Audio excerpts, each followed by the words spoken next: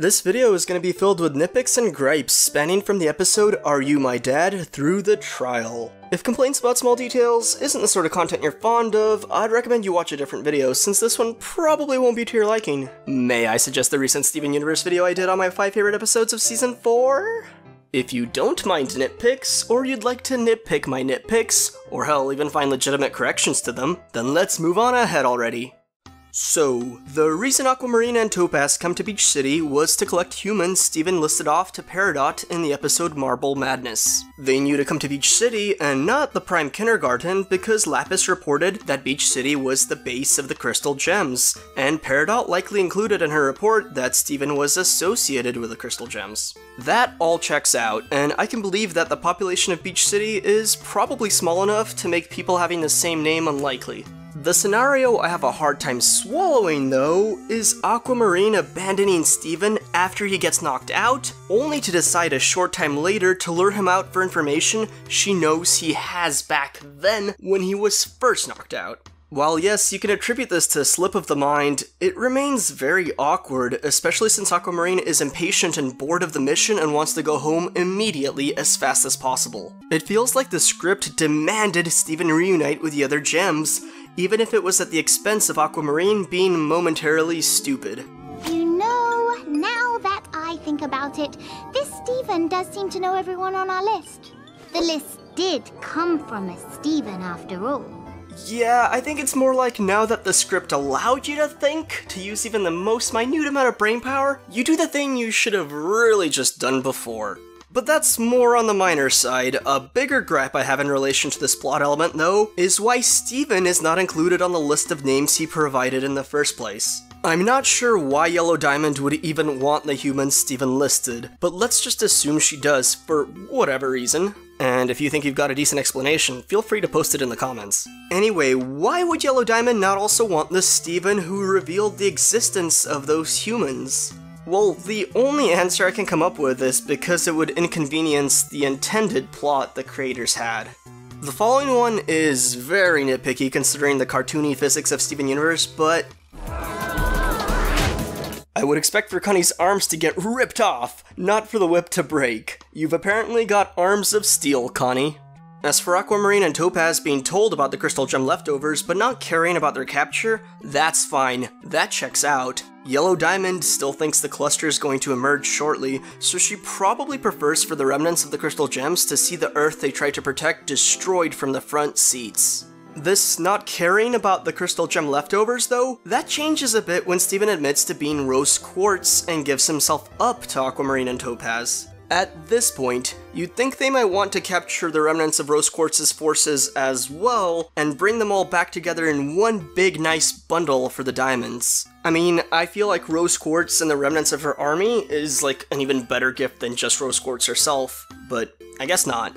Aquamarine, the deal is off! You were only supposed to take me, no humans! So, considering the Homeworld Gems had the complete upper hand due to Aquamarine's wand weapon being ridiculously overpowered, why exactly didn't they just take Steven as well as the rest of the humans? That was what they were originally doing anyway before Steven provided them with a big revelation. They could have gotten Rose Quartz, as well as completed their assigned mission. A double whammy. There's zero reason for them to honor Steven's so-called deal. It's rather nonsensical, because if the diamonds tell you they want something, you should probably get what they want, and any bonuses on the side should be a bonus. But again, I guess not. Now, space travel. I've got some gripes about how the episode stuck together, just glances over every aspect regarding space travel we learned of in Adventures in Light Distortion. If we recall that episode, it was stated that it would take 70 years to get to Homeworld without the reality-bending gravity engine. Let's recall that Steven blacked out when this engine was activated. Now, if it was just Steven being held captive this time around, okay, we can skip all those details we've already seen before. But it's not just Steven. Lars is also there, and you'd think the first thing the two would bicker about is how much Lars threw up from the space-time manipulation activation. We missed out entirely on seeing Lars react to traveling faster than the speed of light, which is a great shame by itself, but then the two boys talk as if that event never happened. which made me question whether the writers even recalled all those details that happened in Adventures in Light Distortion. This gripe, of course, extends to the gem ships being calibrated for specific gem types. Do fancier ships, which carry multiple gem types, have different calibration settings for different portions of the ship, allowing Aquamarine and Topaz to retain their intended shapes? I guess we'll just never know, because all this is just glanced over completely, and I personally think that's a shame. So during the trip, Steven and Lars remain trapped within Topaz, and Steven wants to try some silly plan involving lasso pants and a destabilizer.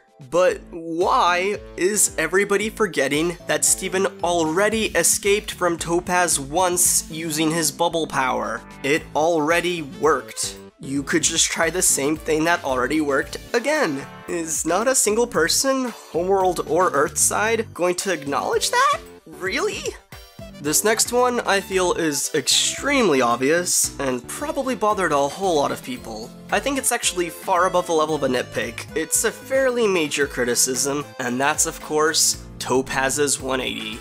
Topaz being moved to tears and betraying Homeworld due to Steven and Lars being good chums? It's just too ridiculous. Topaz having sentimentality and feeling bad for the boys? Sure, that's one thing, but the sudden 180 and change in allegiance is just woof. While I'm sure some people can probably accept this, I just think it's ridiculous and poorly written. Look, I can explain. They had this whole heartfelt thing about being there for each other, and you missed it. It was so moving. That's just not how you write good and believable characters. Another nitpick I have is the entire plan Topaz had with the escape pod.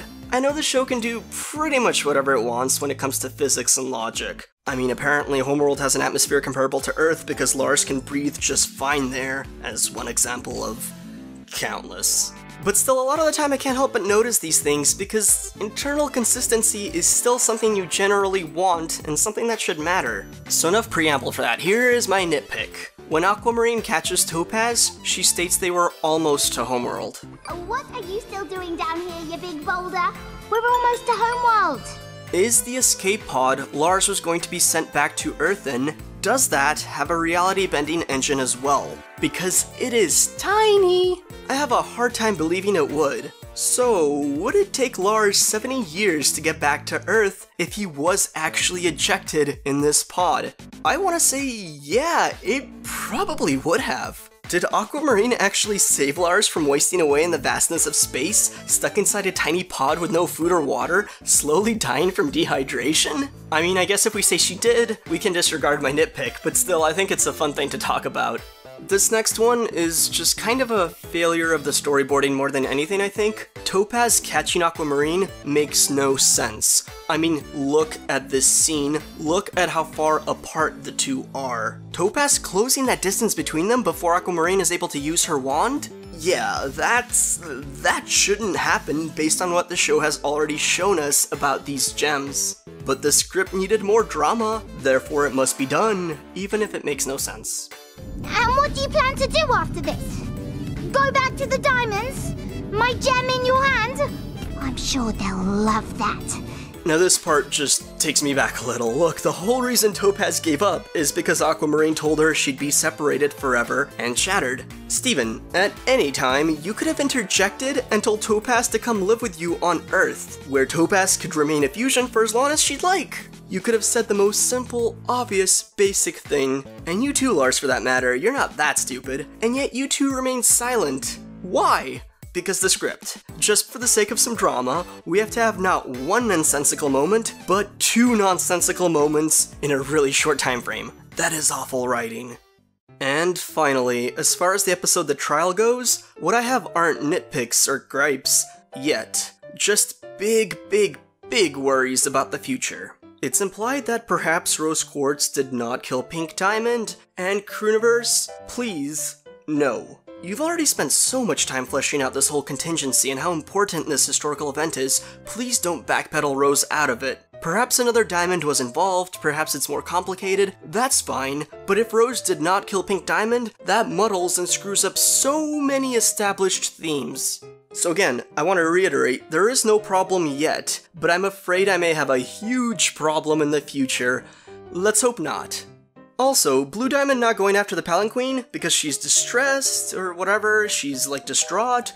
Okay, sure, but unless Yellow Diamond was involved in Pink's demise, she should just go after the palanquin herself and get the fugitives back. Like, yeah, she's a diamond and probably doesn't want to get her hands dirty, but I feel like she should be able to retrieve that palanquin. Actually, it's pronounced palanquin. And save everyone a lot of trouble and a lot of time and effort looking for two little life forms in this giant city. But again, I guess we'll have to wait and see.